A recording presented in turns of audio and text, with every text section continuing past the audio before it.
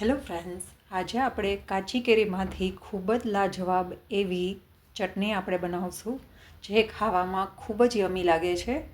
આ ચટણી તમે શાક રોટલી પરોઠા જોડે એન્જોય કરી શકો છો. આ ચટણી બનાવવા માટે એક કાચી પાકી કેરી લઈ લેશું, તેના આપણે 2 ટુકડા કરી લેશું અને 1 નંગ ટમેટું લઈ લેશું. ટમેટાને પણ આ રીતે વચ્ચેથી આપણે 2 ભાગ કરી લેવાના છે. ત્યાર પછી આપણે લીલા 2 નંગ મરચાં લેશું અને તેના ડંઠલ દૂર કરી દેશું. હવે એક નોનસ્ટિક કડાઈમાં આપણે આ રીતે 2 ચમચી તેલ મૂકીને કાપેલા ટામેટાં, કેરી, લીલા મરચાં અને 10થી 12 નંગ આપણે લસણને આ રીતે સોતે કરી લેશું. આ બધી જ વસ્તુને આપણે 2 મિનિટ સોતે કરવાની છે, જ્યાં સુધી ગોલ્ડન બ્રાઉન ના થાય અને કેરી અને ટામેટામાંથી તેનો ઉપરનો છાલવાળો ભાગ દૂર ના થઈ જાય ત્યાં સુધી. હવે આપણે આ સોતે થાય ત્યાં સુધી 1 નંગ ડુંગળીને આ રીતે આપણે એકદમ બારીક સમારી લેવાની છે. 1 મિનિટ પછી આપણે બધી જ વસ્તુને આ રીતે ફેરવી લેવાની છે, એટલે કે બંને બાજુ આપણે શેકી લેવાનું છે, જેથી કરીને કેરી અને ટમેટાની છાલ આપણે આરામથી ઉતારી શકીએ અને બધી જ વસ્તુ અંદરથી એકદમ પાકી જાય. ટોટલ 2 મિનિટ આ બધી જ વસ્તુને આપણે શેકવાની છે.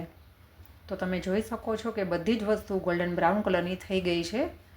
હવે એક ખલમાં અથવા તો તમે મિક્સરમાં ગ્રાઇન્ડરમાં પણ કરી શકો છો. હવે એક ખલમાં આપણે આ બધી જ વસ્તુને આપણે લઈ લેવાની છે અને ત્યાર પછી તેને આપણે થોડું આ રીતે આખું પાખું ફાટી લેવાનું છે. ત્યાર પછી તેમાં આપણે સમારેલી ડુંગળી, લીલા ધાણા, ફુદીનો અને શેકેલું જીરું, અડધી ચમચી મીઠું, 1 ચમચી લાલ કશ્મીરી પાવડર, અડધી ચમચી ખાંડ. આ રીતે ખાંડ આપણે ટમેટાં અને કેરીની ખટાશ ભાંગે તેટલી જ લેવાની છે. જો તમે થોડી વધારે કાચી કેરી લીધી હોય તો તમે ખાંડ થોડી વધારે પણ એડ કરી શકો છો. તો વાટીને તૈયાર થઈ ગઈ છે આપણી ચટણી. હવે આ ચટણીને એક સર્વિંગ બાઉલમાં આપણે લઈ લઈશું. તમે આ ચટણી પરોઠા, પૂરી, થેપલા, ભાખરી સાથે એન્જોય કરી શકો છો. બાજરીના રોટલા સાથે પણ આ ચટણી ખૂબ જ સરસ લાગે છે. હવે તેમાં 2 ચમચી આપણે ખાવાનું સિંગ તેલ એડ કરી દઈશું.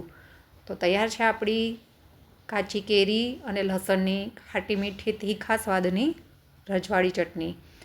આ ચટણી ખાવામાં ખૂબ જ ટેસ્ટી લાગે છે અને બનાવવાનો સમય ફક્ત 5 જ મિનિટ લાગે છે. તો તમે પણ આ રેસીપી જરૂરથી ટ્રાય કરજો. કેવી લાગી તે મને કોમેન્ટ બોક્સમાં કોમેન્ટ કરી જરૂર જણાવજો. મારી ચેનલને લાઇક, શેર, સબસ્ક્રાઈબ કરજો. તમારા ફેમિલી ફ્રેન્ડ્સમાં શેર કરજો. તો ફરી મળીએ એક નવી રેસીપી સાથે. Thank you for watching.